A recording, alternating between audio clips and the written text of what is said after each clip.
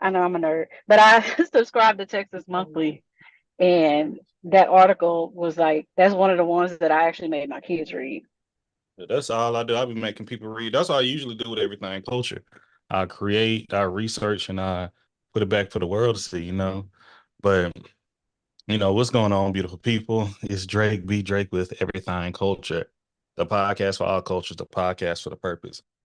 Mission statement comes from the words of Dr. Martin King Jr., which is he believed that men hate each other because they fear each other. They fear each other because they don't know each other. They don't know each other because of segregation. And because of segregation, we have miscommunication. So we created this podcast on the pillars of respect, communication, and consistency so we get to know each other so we can love one another. So we're just going to be on here for a short period of time, about 15 minutes. Sorry for being late. Oh, my brother had to eat. Happy Father's Day. Happy Juneteenth. I know some people who don't celebrate Juneteenth, like we celebrate Juneteenth. Brother saying it's not June 19th. It's Juneteenth weekend. This is Juneteenth. Let it go. But we were just talking about, the history of Juneteenth. Myself with Tanya. We have Jay and we have T Jolie right now. But yeah, y'all know how I feel about Juneteenth. If you've been a fan or a listener, a subscriber, a watcher of everything culture, you know Juneteenth is my favorite holiday. Okay. It has been my favorite holiday since I can remember. Yeah, like the history shows. Back in Texas, I was a little sad I wasn't able to go down to my hometown of Tyler, Texas this weekend. But we have responsibilities we take care of.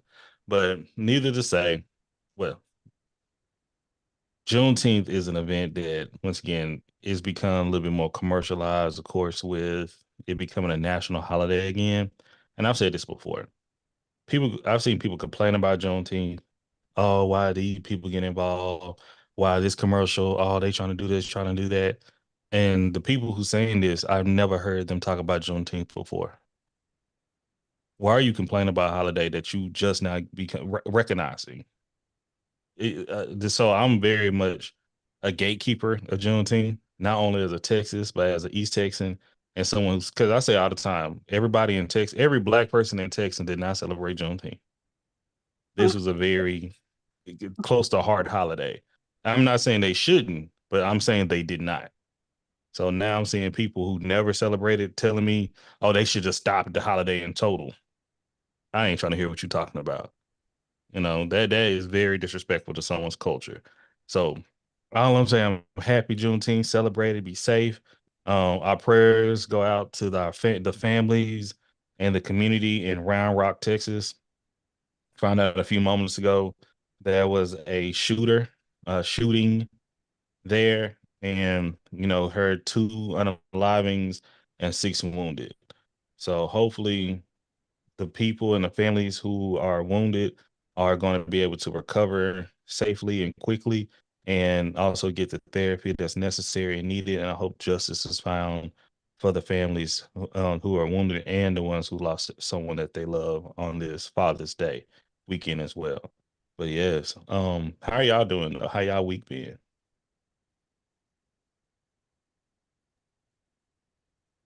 Don't Pretty act like good. I'm here Can't by complain. myself, y'all. Oh no, I had a good week actually. Good, we like that. Busy Pretty week. good. Anything exciting? Was it chill? Was it relaxing? Was it productive? What was the word of the week last week? Did we make some progress? I made progress, but it wasn't exciting at all. Not even a little bit. It was exciting for me because I was off on Friday. Mm, ain't that a blessing? That's good. And is. Can't get mad at that. Can't get mad at that.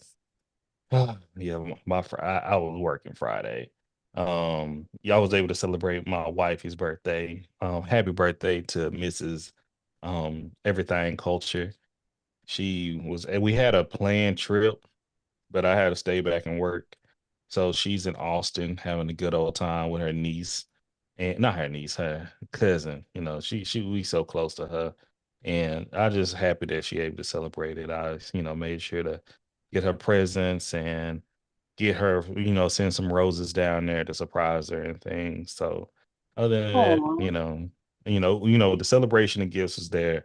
it's just one thing, I mean, this is the first time I think in the 18 years since we've been dating that I haven't been there for her birthday. So, Oh, oh, I know. Wow. It's growth. We all look That's what we say. We always look at each other like, man, look how far we've come. mm-hmm. Because some people used to say we used to be up under each other all the time. I'm like, well, if that's what we like to be, that's what we like to be. Right. Jealous. What is wrong with that? For People, real, what is wrong with that? Yeah. people will find something to complain about all the time. Let me tell you that. That's like so that goes back. I was just chatting. I did a video to girl Nicole Nick about she asked something about people complaining about women needing men or something like that. And I wanted, if she didn't send it to me directly, my main response would have been like, I don't even know because I don't engage in that stuff. Y'all know me. I can't like, and I would say we can't read each other's mind, but it goes back to a question that we asked in this week's episode. I know it dropped this morning. Have y'all listened to the Father's Day special yet? I have Yes, I not. have. I was just watching it. Okay. So we was able to record this Friday. Hey Kiki, welcome in. We was able to Hi. record this Friday. And shout out to my fellas who showed up. Shout out to the fellas who couldn't show up as well. It was late notice. Y'all know how I had to go this week. It was been a busy, stressful week, but I had more guys show up than I expected. And man, when I say it was special, it was a great conversation. The bloopers had to be blooped out. I tell you that. But we really got to it, man. Do you know how special it was? Tell me. After y'all were done recording, Ken came into Nick's live, Oh, and he wasn't even in the box. He was just in the comments, but you could tell he was so excited that he had just finished taping with you. And I was like, "Oh, that was tonight." And he was like, "Yeah." I was like, "I can't wait to watch it."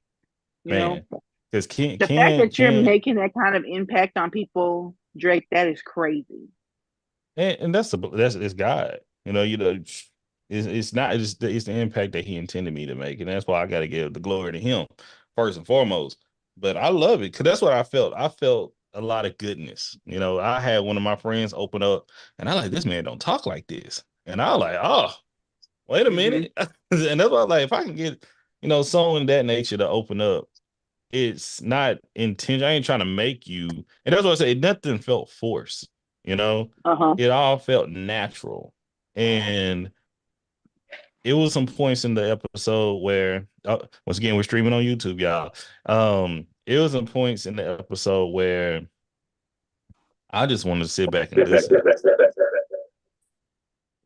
That's something I wanted just to absorb what they were saying. I know things sometimes they wanted me to kid them with a bunch of questions. I'm like, this don't have to be a bunch of questions. No, This it is was just a just so conversation. pure. It was so You know, pure. yeah. Even me, it was some points where I was like, hey Kiki. It was some points where I was like, man, I opened up about, my relationship with dad, my father. And then I recognized closer to the end we all had different cultures. And I say that we had different experiences in life. We've had some that had their father in their household. We've had Hmm. some that had their fathers that were not in their household, but they were in their life. We had some that didn't know their father much at all. You know, we had the ones that now they're fathers. I'm not a father, but I serve as a father figure. We had when we had some they still with their wife, some that were never married, some that have, several baby mamas at times, and Hmm. it was a different perspective from different experience and for us to come on a platform or just come together as men and speak so candidly and transparently about our emotions, our feelings, our thoughts, our expectations, and our worries and our fears. It's good, and that's what I believe what a safe space should represent. Even though some people say things are safe spaces, and it's not, in my opinion. But this was like, yeah, we rolling, and I hope we can keep that going because we do the same thing with the Mother's Day episodes. We have everybody come together. We really have a open dialogue with one another, and at the end of the day, people leave and feeling like they have community, and that's how I hope they leave, they learn something, and they have community. So I'm grateful for that. I know that was a lot right there, but y'all go check that episode out. And leave a review, a rating, a comment, a like, and a share. But we may have to do a part 2. I'm gonna tell you that now. Because if you haven't listened yet, it got close to the end. And me being the professional that I am as a moderator, I was like, we got to wrap this up. I told them it's going to be 2 hours. We're already at 2.5 hours because when we're having these type of conversations, time fly. And I start seeing some yawns. I start seeing the batteries die on the phones and stuff. And I'm like, yeah, I got to wrap it up, even though we can keep talking, but we got to hold this. And I don't want to edit all this because I had to do a 1-day turnaround edit. We was able to get it done in 2 hours, but it was a conversation that, man, when not to spoil it, ain't that crazy spoiling the podcast. But when Ken shared that his son had a blow up and it was in front of it was around police officers, you know, it was a domestic incident with his girlfriend's family. And when Ken said, I felt like I failed him right there because he couldn't control himself. And I don't think you can hear it in Ken's, you can see it in him and you can Right. hear it in him. Like he was like scared for his son's life. He's like, and he was putting all the blame on him if something would have happened. So that's something that was impactful to the conversation. And we started to touch on, because I invited a plethora of different, guys on there, different ages, different ethnicities, backgrounds, you name it. But the ones who showed up were all Black. And so we definitely had to touch on raising Black children, especially Black men. And being a Black man yourself and you raising, what did my boy Baylor said? Baylor said, it's like having a my player, it's like you just remaking yourself and you try to mold it and make it better than what you actually are in life. And it's scary when you like, okay, you made your my player and dang, you didn't pay attention to this attribute right here. You scaled it up and you're like, oh my, it's real. And that's what he's getting on. When the world start, when the world get them, I used to be, my grandparents say this all the time, my grandfather especially, we go have to get you before them other folks get you. Because if they get you, we can't do nothing. We can fight for you, but that's a whole different system that we got to battle. And I think that's been a lost ideology, in my opinion. But I know y'all, if you haven't listened yet, how do y'all feel about that? What Baylor said about hoping that what you've taught kicks in before you let them go. When I tell you that was so real, yeah, because I felt that. Yeah. And just because hope that you is did something that is something that I pray for. See, That everything that I taught, and not even everything, just the main things, that they stuck. And are you going to be okay? Yeah. Oh, I know with that thought process, I think that's when I mentioned about my mentee. I may have mentioned it earlier, but just when he said to me, like, I never seen you do this, I never seen anybody else do this, so I'm gonna have to at least try and I'm gonna have to figure it out. And I was like, I respect that, young man. I respect that, because I always try to, the kids I've mentored, I always try to tell them, think before you move. And if you've seen somebody go through it, talk to them. That's the point of mentorship, because sometimes you get thrown in this world. I say sometimes, but a lot of the time we just get thrown in this world and it's like figure it out. But when you have, oh, see you dimples, when you have the opportunity to see, oh, Christian done this before. Let me talk to Christian. T used to do this back in her old job. Let me talk to T. Or Tanya knows somebody that I can get in touch with so I can get a little bit of more of a understanding of what I'm stepping into. That's mentorship. That's a fact, using your resources in our community to grow for the future. But unfortunately, we got to that point where we've become disconnected with one another. And hopefully we can somehow, some way build that connection once again so we can grow. I would Once hope, again. I would hope, Drake, what comes from this episode is some type of brotherhood or some type of, um, I guess, podcast where you can take on different subjects with a group of men. Because just like you said, you had the one friend that was opening up that was a surprise to you. That's because he was in a group of people, group of men that he felt comfortable, where he wasn't going to be judged by what he said. So, and I think that's what a lot of men need. Agree. I think a lot of people need it. But that's the True, whole true. goal of this podcast. That's the whole goal of this podcast, period. That's the mission statement. Once again, when we used to do these Zooms when I first started, used to be like 20 plus people in here. Men, women, black, white, Asian, Mexican, or Hispanic, Latin, um, non-binary, LGBTQIA, 2S plus. I'm telling you, it used to be very diverse, and it used to be, once again, it used to be a little bit more work on me. I'll tell you that too, because once again, being a moderator when a lot of different people, hey, everybody has to speak. Everybody, hey, you said something that was disrespectful. Let's break down why was that disrespectful to somebody.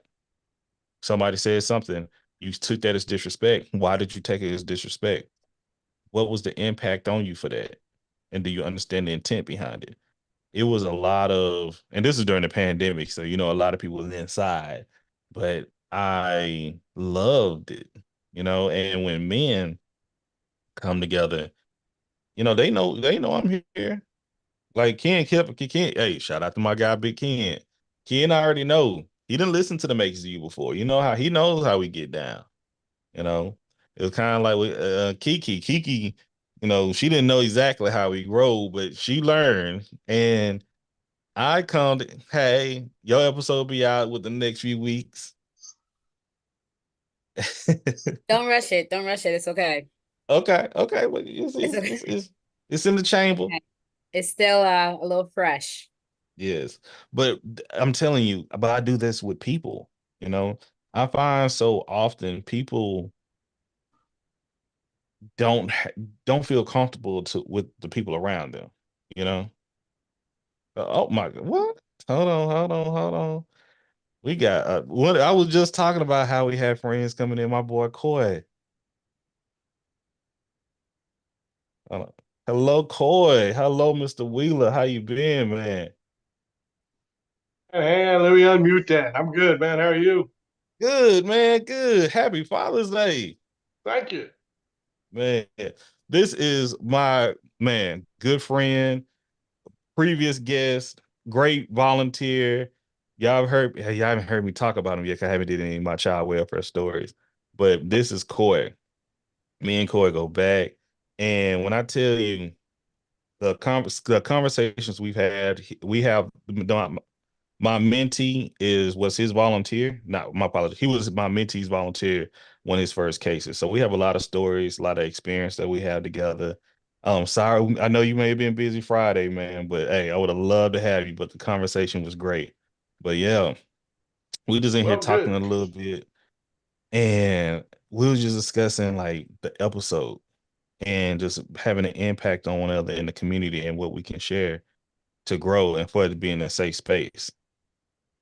So, but man, welcome. Thank you. How's everybody doing tonight, man? Pretty good. We're doing great. How are you? Welcome in. Good. How Well, are you? thank you. Happy Father's Day to you. Thank you. It's been a good one. It's been quiet, so Yeah. Heavy Man, on the so, quiet. Amen. I'm about to say, is that how you In my old celebrated your days, day? man, this light is not good. Let me turn that off. That's, I miss the quiet. Oh man, your quiet's gone. You got a newborn.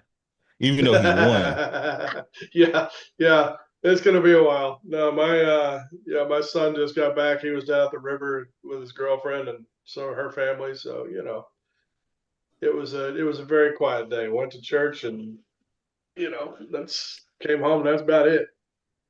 Beautiful, man. Beautiful. So Man. an old man's Father's Day. So we got a father in here. Man, how do you like to be appreciated for Father's Day? Or just fathers, period? How do you receive appreciation? Um, I don't know. I mean, I can't say that there's anything in particular I'm looking for. I Mhm. mean, like tall it is. Gotcha. yeah, I mean, you're not looking for gifts. I'm not looking for pats on the back. I mean, it's your kind of day-to-day stuff that you do. I think that, all men kind of like though that appreciation Mm. um, of being fathers, of being acknowledged as being a good father. Um, I hope I'm a good father. Let's put that way. My kids might say otherwise, but no, it's I think most men just kind of appreciate having that day of people patting you on the back and go, good job. Yeah. I don't know that we need anything more. It's kind of funny. I think Mother's Day the moms want to get away, and Father's Day they're like, oh, Dad will go grill, and you're like, Dad grills every week. I mean, why do I got to grill again? You know, I Sometimes just what we good at, at times. But yeah. man, I know So some I just assume just hang out with the family, go to dinner, whatever. I mean, that's not. you got one kid, all right. I know you got one, right? Yeah, yeah, just Yeah, yeah, one, yeah. just one. Yeah, he's an only child. So So when it comes down to your son, one yeah, thing they pointed out that with the episode we had Friday, it was so unique. Okay, because we had a diverse group. We had some guys that had their dad in their life. We had some that had them in the household. We had some that, dad may have been absent. But if you go back and listen, my boy AJ, you met him before too. yeah, Um, he expressed him and I did not. We knew our father in our lives, but he was not in the household. It was our dad's like the Rolling Stone type. Okay, yeah. and but we had our friend, G Jack. You met him too. His Hmm. dad was in the house though, but his dad worked all the time. So it got to the point where, G Jack kind of like my uncles were more of like role models. My dad was there. My dad, was great and cool and everything, but he didn't have that type of connection with his dad because dad worked all the time. And that it was so funny because AJ was like, man, I worry about the same thing. I work all the time. My kids will walk right by me and not say nothing. And I promise you, within seconds, his son just walked by him, like right behind him in the episode.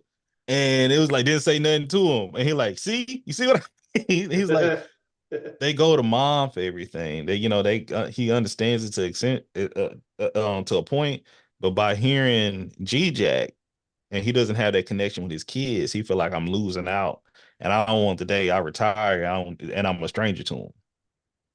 You know, Yeah, yeah. I mean, that's you know, my dad. My dad was in the house until I was 13 when my parents got divorced.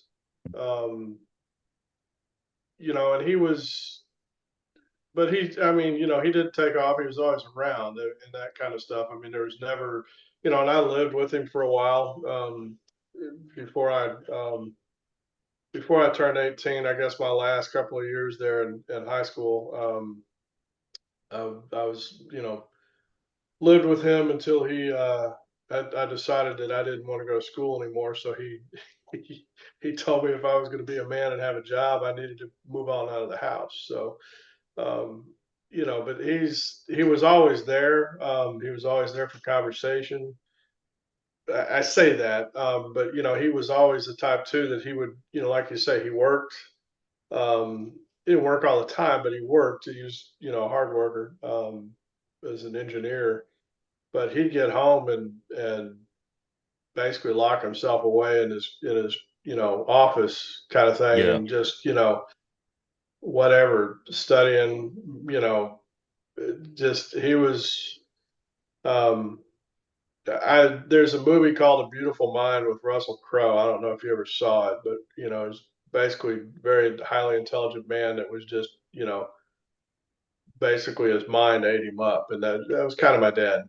You know, Mm. smartest man I've ever known in my life, but he just it this insatiable thirst to have to know things and everything. He couldn't just accept. He had to.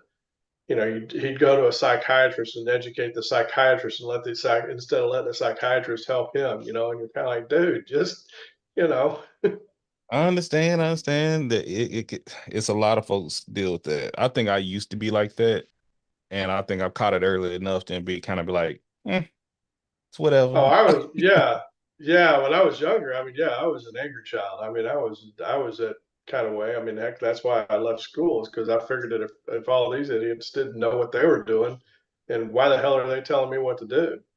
Sound like somebody we know mutually. I'm trying Yeah, trying yeah, to break that habit out that young man. He always yeah. think But he know more than the professors, and I'm like, hey man, yeah, you can't keep trying that. We was in college too for a period, but that's yeah. the We point of we've had that mentorship. we've had that same conversation about I know you have. I know you have. I know you but have. everybody can't be perfect. We're all flawed people, and that's just the way it is. So Absolutely. but yeah, it's, I mean, with my own son, I've tried to be present. I mean, I've often told the story. I played basketball badly in junior high school, and my mom taught at the same school and never saw one of my games. All she had to do was walk Mm. down the hallway. And my dad never came either. Nobody in my family ever saw me play a game in junior high school.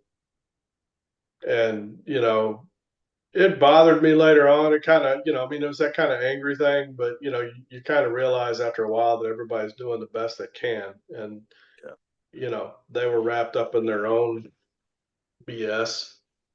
But What we call life.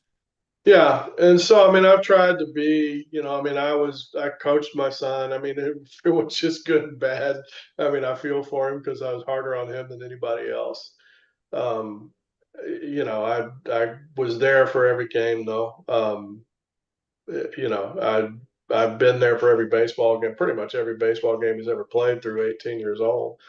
And I think being present is more of the issue than being, you know, we screw up. I mean, we all do, and I guess that's kind of one of the things as I've gotten older. As I became a father, I realized what a jerk I was to my own dad.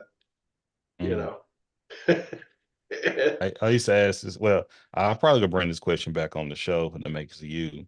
Is when did you realize your parents are human beings? uh,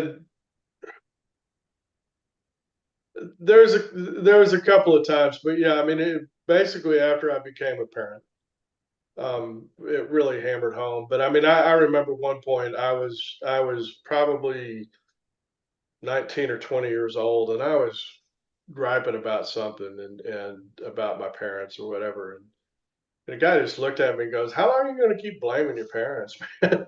And when are you going to Yeah. step up and just take care of your own self?" You know, and that kind of woke me up. You can't keep blaming it on other people. You got to step up and be your own man. But yeah, it's once you have a father, or once you become a father, and you start to understand you know all the crap Yeah. of life. I mean, it just piles up. Trust me, absolutely understand. I always tell people when I realized, my aunt taking me in, when I realized she was just a human. Well, she was normal. She's when I say flawed, I mean she's problematic, even though she is at times. But she bleeds. Okay, that's the best way I Yeah, can put it. yeah, Like is when I went to U of H to enroll at the University of Houston. Like, I visited before, but when I went there and the first driving through Houston traffic, seeing her panic, I like, you don't panic. She was lost, Yeah. like she was lost. And I'm like, and I'm just sitting back, okay, I never seen this part of you. Because in our hometown, she's it. Okay. Nothing goes through, nothing, she runs people, tell because our family's known down there, grandparents known, and she's known at her job, blah, blah, all these things. She is comfortable and she could call shots essentially, in our hometown. Mhm. Coming to she basically was a big fish in a small pond. Going to Houston, and when I saw the way these folks was running her and I mean that just because they go try everybody at the admissions office, I look like she's nervous, she's lost. And I like that was the first time I like not only that she's human, but the second thing out of that, me being I have to be a man and step up now. Like I was already operating as a man boy. Let me just say that. Yeah. But what'd you say, Kiki? Oh, okay. And I was already operating as that, but then it's like, okay, it's on you. It's on you. You can't call her for everything. You can't, hey, auntie, this so and so. I bumped and scraped my knee. I got a boo boo. You can't do that anymore. And I saw a video earlier on TikTok, not TikTok. I apologize. Twitter that yeah, I think this man does taekwondo, or karate, or something, and one of his students was getting in some trouble, I'm assuming. Okay. He wasn't obeying his father. And the instructor brought his father out and was like, okay, get in the push-up position and started doing push-ups.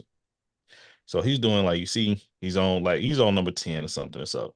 And he said, now you come along, get on his back. And this is like a teenager, and Yeah. dad, and you like I said, you feel your dad struggling. That's what he's dealing with when you're not listening to him.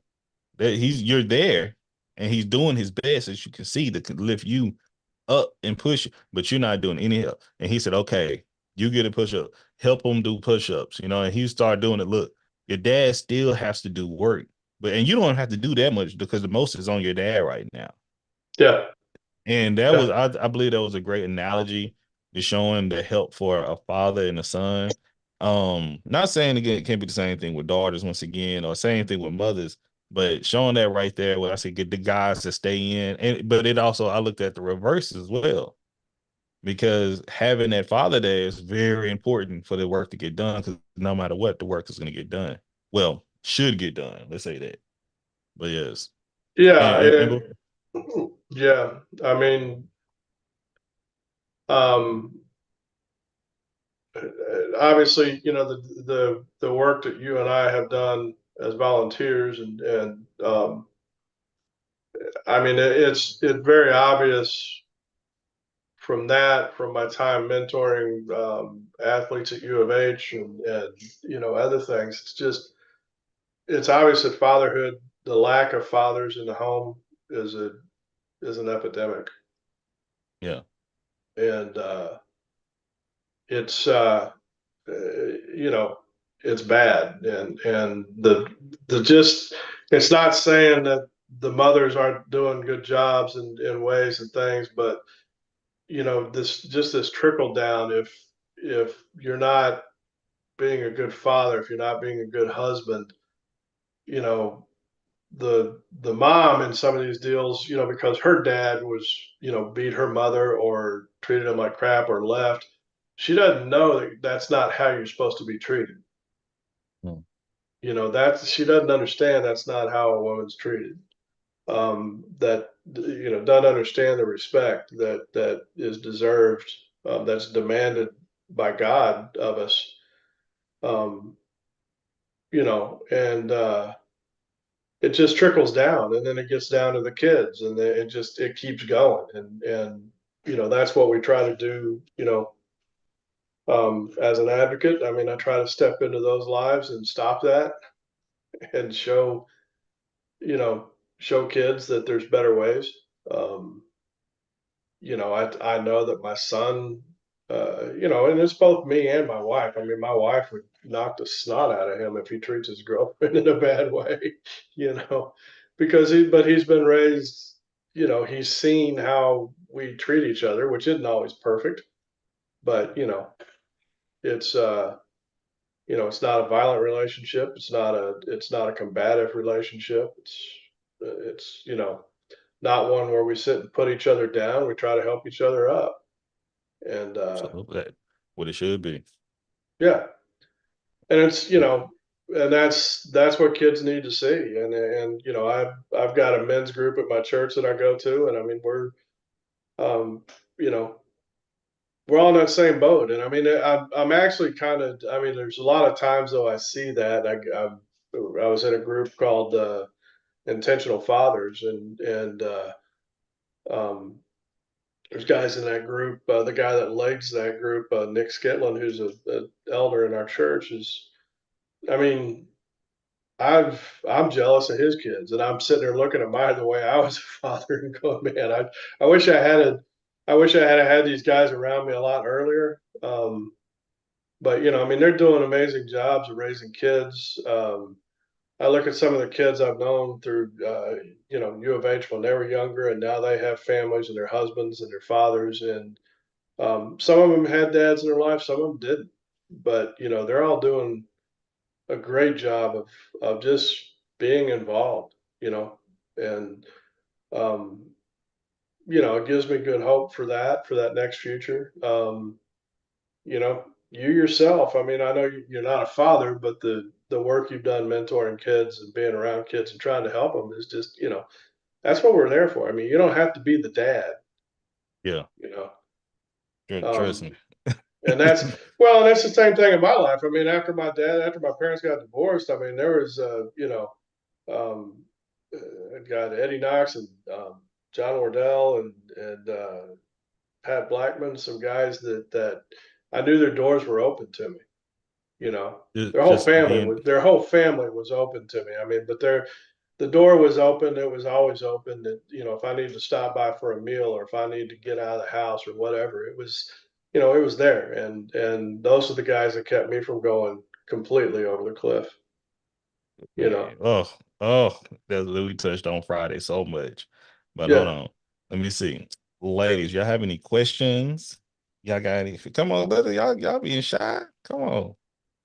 So I I was debating on if I was going to say anything or not because I hear you guys saying, and people say all the time about the relevancy of a father being in the house. But there are plenty of times where a father is present physically in the house, but not present in the house, Yeah. right? Yeah. Yeah. So, and the situation of myself, because Drake knows I'm honest and I don't mind sharing. Like I was married for 16 years, and while you know he was physically present there, he wasn't there as the father that my boys needed or as the husband that I needed, right? It was, me taking them to join sports, me going to football games, me sizing them for cleats and figuring out what's the teeth guard and the cup that they need to go into their shorts for football. And it was just like I wanted him to be there for them, and it dawned on me that he could not be there for them because his father, while he was there, wasn't there for him either, right? Yeah. So Yeah. Yeah. I'm stuck raising these three boys, and then I find males that I come across that talk about how I have too many male dominant type tendencies and I'm not feminine enough. I'm operating in my masculine energy and I'm raising these boys and I can't teach them to be men. And I'm like, but do you know the type of man that I had them with? Do you know the qualities that he had? Do you know what he instilled in them? Like my oldest boy can cook, he can clean, he can do his laundry. He's cooking meals for his girlfriend now because his mother taught him that, right? He knows, Yeah. I taught him chivalry. My husband did not know chivalry. He didn't know that if we're walking on the street that I should be on the inside versus the outside. I had to say to him at a restaurant one day, like, pull my chair out for me. These are things that he wasn't taught. So I Yeah. said to say, I think sometimes when we make that statement, it's so broad that like it kind of needs to be narrow down a little bit more, because every man is not, although he might be physically in the house, he is not doing the job that's needed to raise another strong young man, or being the example for that young girl of what she should look for when she gets ready to have a mate or she desires a mate. Oh, I fully agree. I mean, Right. when I say present, I mean present. I Yeah, mean, there's a difference between being there and being active. yeah. I mean, you're being in the, if you're present, you're in the moment. You are involved. You are in that. As I said, my father was the same way. He came, I mean, a good man, but he came home and locked himself away. And the reason why is his dad died when he was 10 years old. Mm. Um, and he was, I mean, he grew up in Highland Park, Dallas, and everybody thinks he grew up rich. It's like, no, he lived in a garage apartment behind one of those houses with his mom and his aunt, and that's who raised him. He was an only child, didn't have another father, didn't have another male figure in his life, and so yeah, he didn't necessarily know how to act either in those ways. But I was he was present enough though to teach me things and to keep me from going completely haywire. Like I said, I mean, there's things when I was teetering on the cliff that, I mean, himself or the other mentors in my life kept me from going over. But no, I fully agree with you. I learned um, most of my chivalry from like you say, from my mother. And then I was lucky enough to have a number of female friends that weren't girlfriends, but were just friends that, taught me how to be around women without being a complete and total fool. Um, you Ooh, know, ooh, that's good. I'm over here thinking. I'm trying to really and process. honestly, well, and I'll tell you this too, with my own son, I mean, my wife has done, like I say, she's done just as much to teach him this is how you treat a woman. Yeah, But, I was gonna say that. I mean, it's he also knows from the standpoint of me of, yeah, this is how you do it. This is how you work. This is the things you do. He doesn't always, I mean, at some point in time, hopefully he'll figure it out too. But no, Oof. his mom is just as important. And yeah, I don't mean to discount that in any way whatsoever. It's just that, um, It's a team. That, yeah, and we touched on that last we touched on that in the episode. How important is the relationship with the child's mother for you to be successful as a father? And I ain't gonna get into, y'all got to listen to that. But we just talking right now. I'm just thinking about my journey in life and what I learned some of my behaviors from, because it was also discussed in the episode. You can pick up some negative behaviors from your father as well, or yeah, from the men, yeah. and that was a big portion that we discussed, because I'm I always say I can absorb some good, I can recognize all of it, but I'm like, I want to keep these good habits. Don't get me wrong, I'm picked up some bad habits too, but Well, like they say eat the meat and throw away the bones. yeah, yeah, Keep yeah. the But good and toss out the bad. I like to suck on the gristle sometimes too. But Yeah. but it's like walking on the side of the street. My auntie, she was big on that. Be mindful, be respectful. My dad, what did my dad teach me? My dad taught me a lot about judging, watching characters and how people behave. He gave me a lot of quote unquote street knowledge at a very young age. He my dad, honestly, he taught me more about survival than anything else. You know, Yeah. he couldn't speak about every point, because he's still the same way to this day. And my homeboy AJ said that about his dad, his way of the highway. That's him. He's stubborn, bullheaded.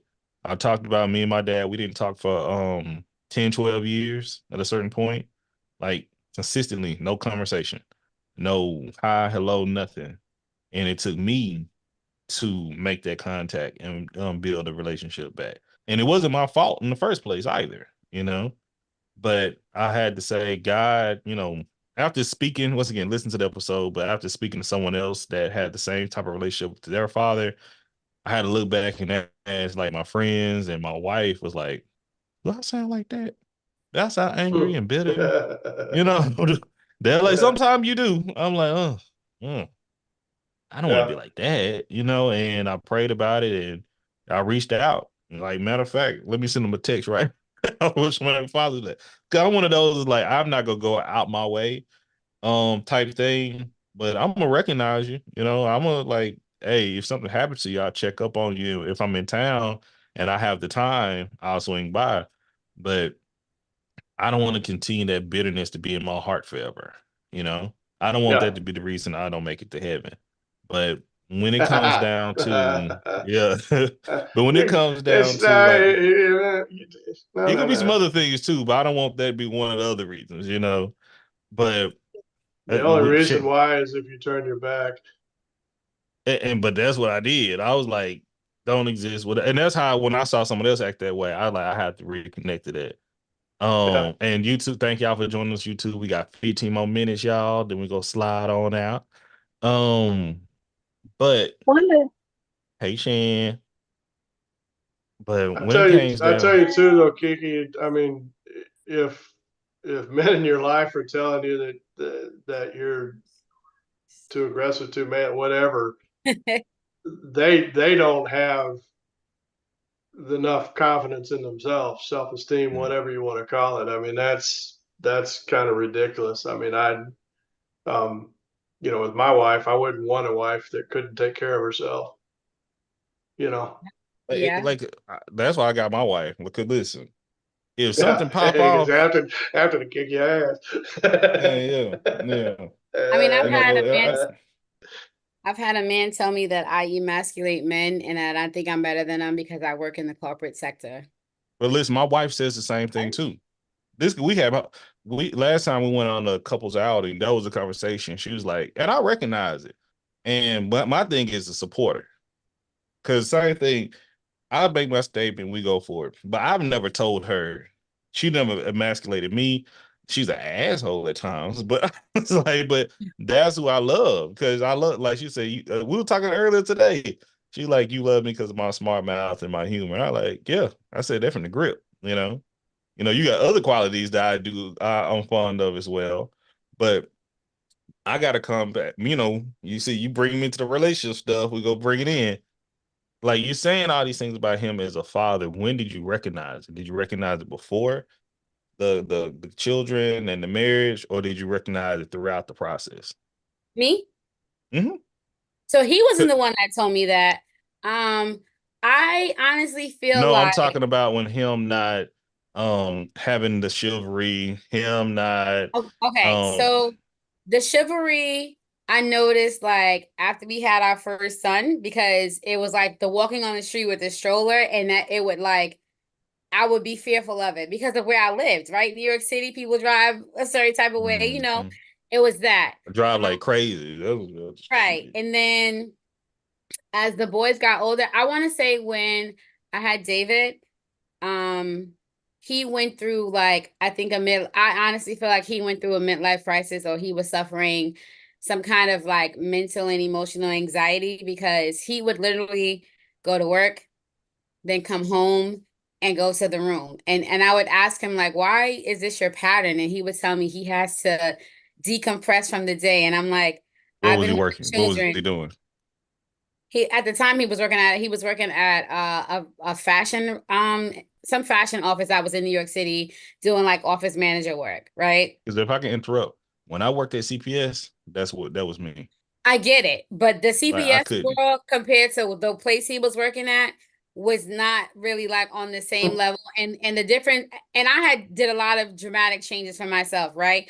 I went from being in this corporate organization that I was in, going to the office daily where I was extremely visible, like moving up quickly, being noticeable to having this baby, getting a promotion, coming back, having this baby, coming back to work, getting a promotion after being at work for 3 months, to then saying, "Can I work from home?" Completely put my career on hold and the dreams that I had, as far as my career is concerned, on hold to be home so that it was easier on dropping the kids off, picking the kids up. Like that was my fair compromise. So I no longer had to get up and travel into work. I just had to take the children to school and bring the children home. But then he would come home and like I'm checking people's homework, like I'm getting the kids ready for bed, and he's going into the room, like not offering assistance. And I was just like, this cannot be life. This is not what we signed up for. Like, I need you to help out a little bit more. And I think a lot of it too was like we were having our own, mental health issues with the children. That's when we found out like that, two of the boys, well, one of the boys was on the spectrum because we found that out at the time. And I don't know if that hit him hard, but he just kind of became a different person. And I just felt like I'm a single parent that's married. So if I'm a single parent that's married, then I just need to be a single parent, period. Like it was the end of the straw for me. Like I think maybe somebody might say y'all had the kids too close. They're not stairs exactly. They're like 2 and 3 years apart from each other, but maybe the responsibility of the children became too much for him, and the person who he was before we got married up until marriage, like that person wasn't there anymore. So he had some of these traits beforehand, and it was kind of lost along the way. He stopped caring. He lost passion.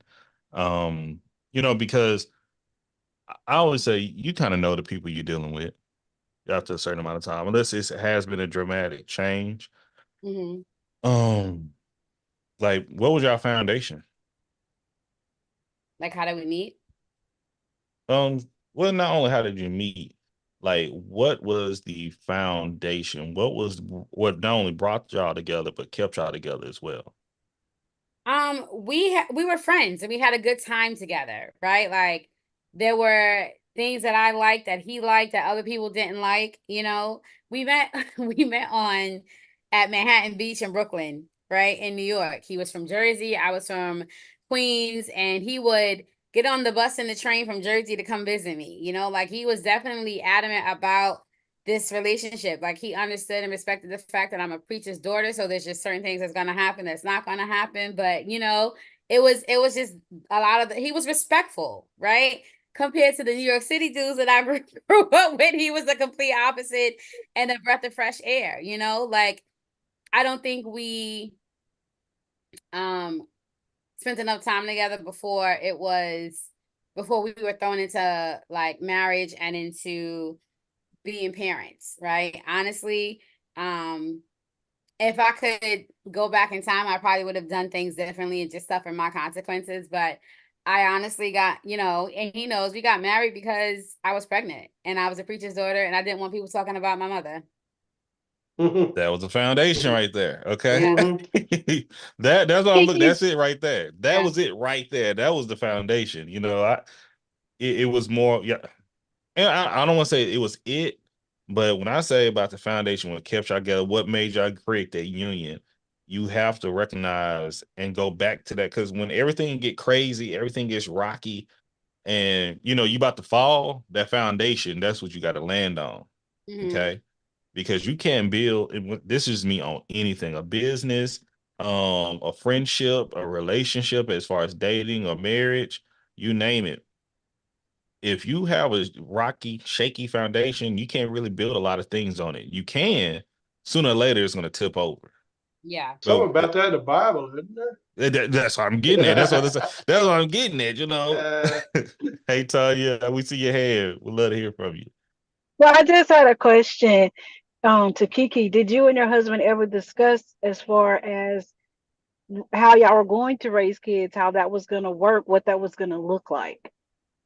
Honestly, I was 22 years old, turning 23. I don't think that was something that we discussed. I remember going to my mom and telling her, and we told her together, and she was like, so what's your plan? What you gonna do? And in my head, I was already stuck on, I've committed this this big sin. Like, I don't want this kid to be born out of wedlock. Like, I was just so churchified with my decision that I was just like, we're gonna get married. That was it. And that was the choice that I made. We You never said it was really discussed anything else. And the reason I asked that, my husband had 2 children when we got together, and the last one was graduating. With our 2 kids, the latter 2 kids, he was more present. If you ask my 2 older kids, they will tell you daddy was never home. because daddy worked all the time. Because to him, he felt like working, you know, and brought home to, you know, brought money home to his wife and his kids. That's what he was supposed to do. He worked, work, work, work. But Mhm. when we got together and we had our kids, the discussion that I told him that that was not going to be with me, it was not going to look like that. And Yeah. my two adult kids, even to this day, they tell you like, you know, daddy was a totally different person, you know, with, you know, the two younger kids. Now he was an awesome father. He may not have been a good husband, but he was an awesome father to my kids because I demanded it. It was not going to happen. We were not going to be together if he was not going to put an effort towards being present in Hmm. both their lives. And that right there, what you said right there, Tanya, you communicated though. What's the pillars of everything culture? Anybody? Oh, y'all leave me. I hope y'all may be typing it. I'm assuming. I'm assuming Respect, we Oh wait. typing. communication, and consistency.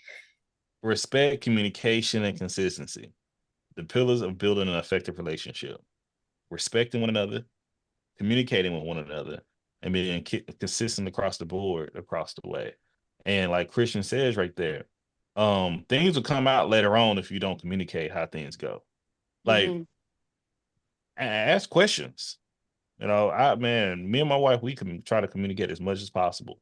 And guess what? Sometimes when we try to communicate and one of us get upset, I've grown because back younger me used to be like, oh, you just don't listen, you don't do this, and this. But if I respect her and my responsibility as the husband biblically is to love her, I'm gonna try to find a different way to communicate. So I may sometimes tell her something, I may say something, and I'm like, man, maybe my tone was off. I send it to a text. She's like, okay, cool, got it.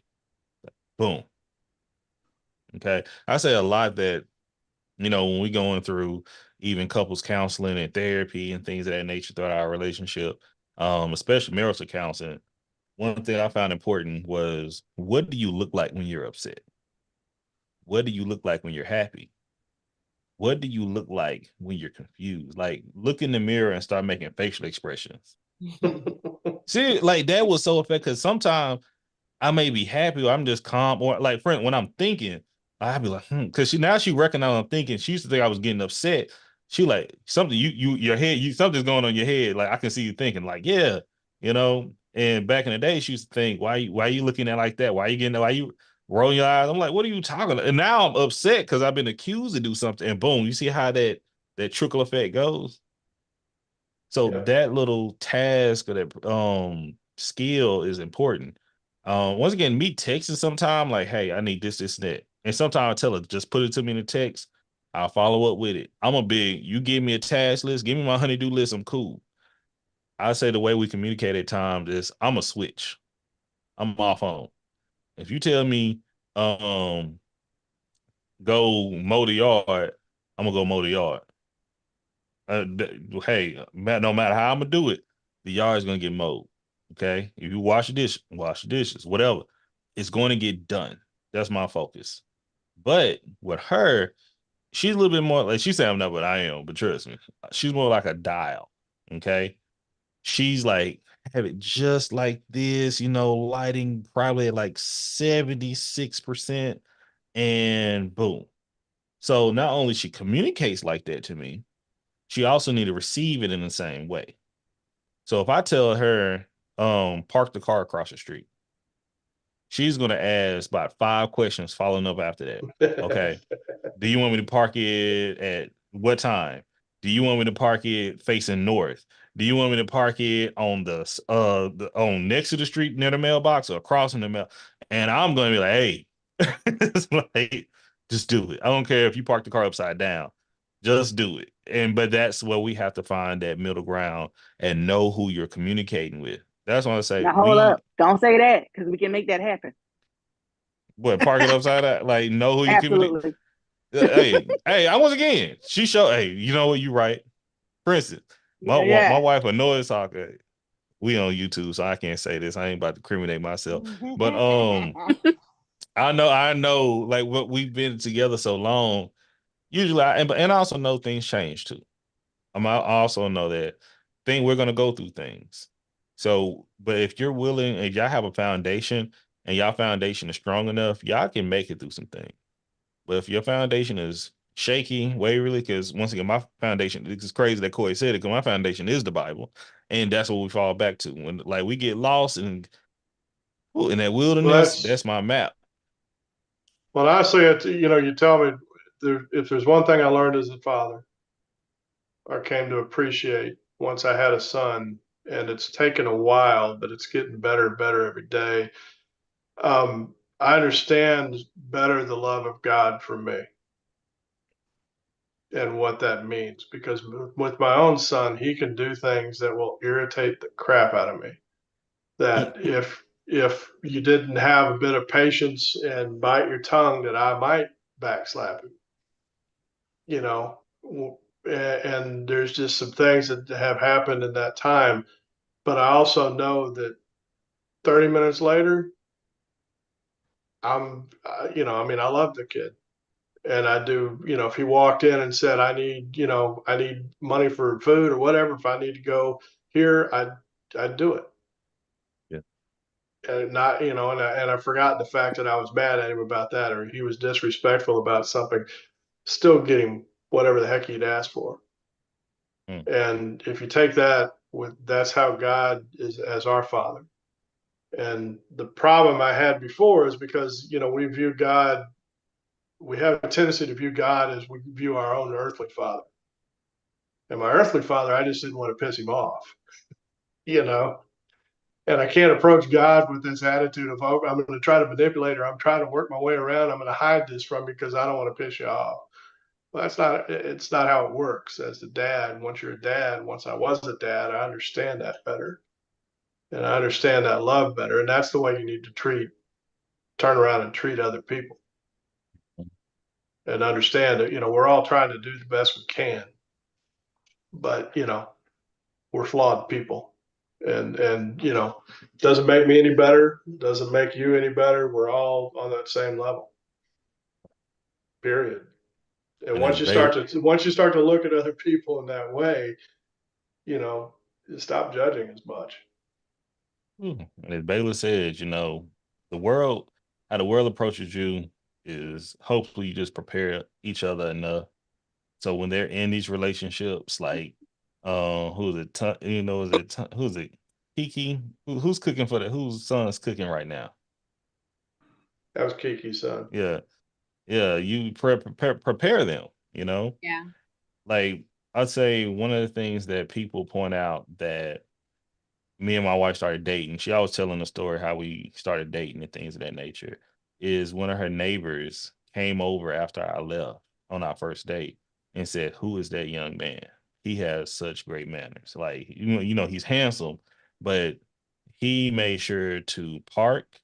He parked the car, walked all the way around, didn't step in the grass, went to the front door, rung the doorbell, stepped back, waited, greeted. Then I saw him open the door for you. So bow time, blah, blah, blah. These are some things but that goes back to morals and that goes back to upbringing. If you don't know, you don't know. It's so that's culture right there. And, I'm a country. My auntie told me about this, but my auntie also told me some other things as well. And some of the men in my family, I can talk about how they taught me to iron and yada, yada, yada. But it makes me who I am. And that's why we do the makings of you. Who has influenced your life? What experiences you've been through to make you the person that you are? And I believe if more people had more conversations like we have on the makings of you'll have a little bit more better relationships out here. You'll have some type of a little bit more insight on the person you're dealing with. You're not gonna know everything, but it could be much better. But y'all, YouTubes, it's about that time. We did longer than I expected, man. So I appreciate it. But y'all got anything to shout out? Anything to say? Happy Father's Day to all of the active, inactive fathers, godfathers, uncles that pretend to be fathers, just all fathers in general. Agreed. Thank you. And I tell you, if you're a father and you missed out on your kids, you missed out. And I feel sorry for you. So say that. Man, well, I appreciate y'all. Once again, Drake with Everything Culture, the podcast for all cultures, the podcast with a purpose. Mission statement comes in the words of Dr. Martin King Jr., which are he believed that men hate each other because they fear each other. They fear each other because they don't know each other. They don't know each other because of segregation. And because of segregation, we have miscommunication. So, our pillars are based on respect, communication, and consistency. So we get to know each other. So we love one another. We love to subscribe, leave a comment and share. And we see y'all later. Peace. See you guys. See ya.